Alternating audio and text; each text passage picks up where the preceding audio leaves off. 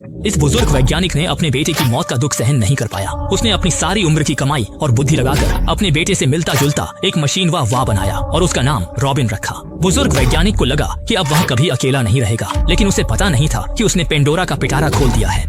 ये मशीन वाह बेहद ईर्ष्यालु था। वह बुजुर्ग वैज्ञानिक को किसी और के प्रति भावना रखने की इजाजत नहीं देता था और उसकी मोहब्बत अपने लिए रखना चाहता था। बुजुर्ग वैज्ञानिक ने एक बिल्ली पाल रखी थी जिसे वह अपने साथ खिलाना पसंद करता था। उसकी शरारतें देखकर वैज्ञानिक के चेहरे पर मुस्कान आ जाती थी। वह जेब से नाश्ता निकालकर उसे खिलाता था, लेकिन वैज्ञानिक का यह व्यवहार भी मशीन वाह की जबरदस्त ईर्ष्या को भड़का देता था। रात को आया ने बिल्ली के लिए रात का खाना तैयार किया, लेकिन वह कहीं नहीं दिखी। उसने पूरे घर में ढूंढा, तभी उसे जमीन पर खून के धब्बे दिखाई दिए। सिर उठाकर देखा तो आया दंग रह गई। बिल्ली को बेरहमी से मार दिया गया था और उसे लटका दिया गया था।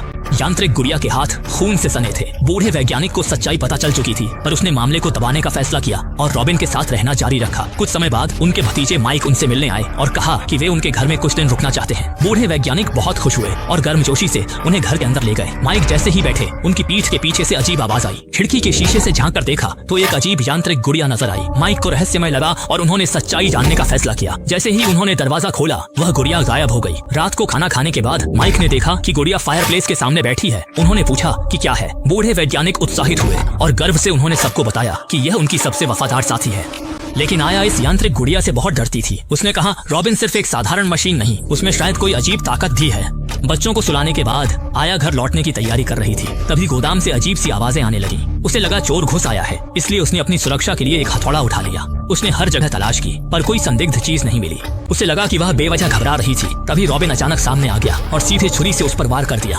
आया को चीखने का भी मौका नहीं मिला। रॉबिन ने उस पर बेतहाशा हमला कर लगातार दर्जनों बार चाकू मारा। आया जल्दी ही खून के तालाब में दर्दनाक मौत मर गई। अगले दिन जब सब उठे तो देखा कि आया काम पर नहीं आई थी। बूढ़े वैज्ञानिक को यह अजीब लगा, क्योंकि वह कभी देर नहीं करती थी। अचानक उसकी नजर रॉबिन के चेहरे पर खून के धब्बे पर पड़ी। बूढ़े वैज्ञानिक को डर था कि कहीं माइक को शक न हो जाए, इसलिए वह जल्दी से उसे कमरे के अंदर ले गया।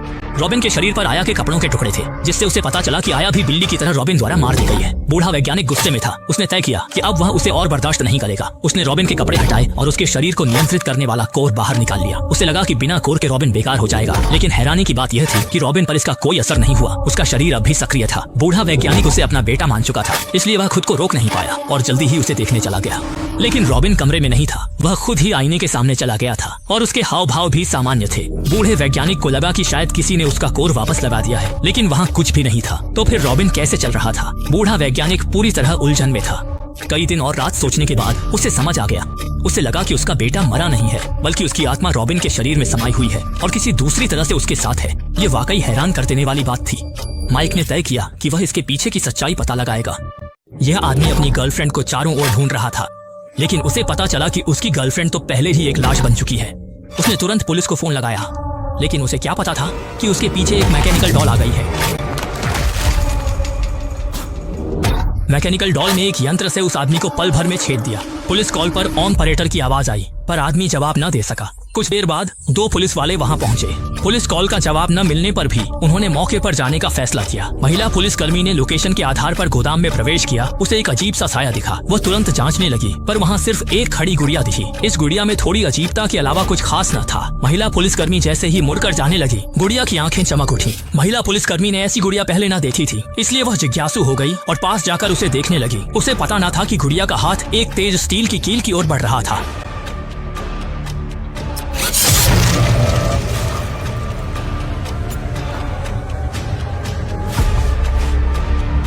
बिल्कुल भी सतर्कता न बरतते हुए महिला पुलिसकर्मी के शरीर में एक बड़ा छेद कर दिया गया, लेकिन गुड़िया ने उसके लिए एक और बड़ा तोहफा भी तैयार कर रखा था। उसने एक लोहे की चिमटी से स्टील की कील को पकड़ा, फिर स्विच को हल्के से दबाया।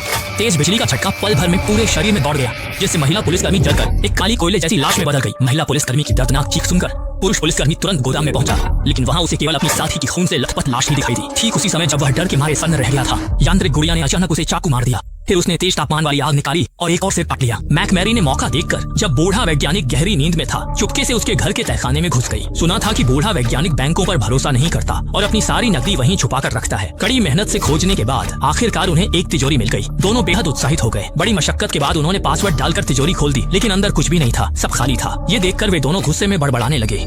इसी समय बाहर से जोरदार आवाजें आने लगी। क्या वह गुड़िया उन्हें ढूंढ रही है?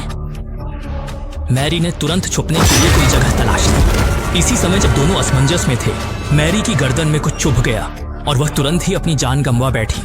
मशीन वाली गुड़िया बाहर आ गई और चुपचाप हत्या का आनंद लेने लगी। माइक ने जमीन से लोहे की छड़ उठाई और उसके सिर पर मारी, जिससे उसका खोल टूट गया और गुड़िया बेहद डरावनी दिखने लगी। माइक ने तुरंत उसे जमीन पर गिरा दिया और उसके हाथ से नेल गन छीन ली, लेकिन ट्रिगर दबाने से पहले ही अचानक पीछे से गोली चलने की आवाज आई। असल में बूढ़ा वैज्ञानिक वहां आ गया था। उसके लिए वह मशीन वाली गुड़िया बेटे जैसी थी और वह किसी को भी उसे नुकसान पहुंचाने नहीं देना चाहता था। कुछ गोलियों के बाद माइक भी मारा गया। हालांकि मशीन वाली गुड़िया को भी भारी नुकसान हुआ और वह पूरी तरह कबाड़ में बदल गई। बूढ़ा वैज्ञानिक उसे वापस ले गया और मरम्मत की और जल्दी ही उसने गुड़िया को फिर से ठीक कर दिया।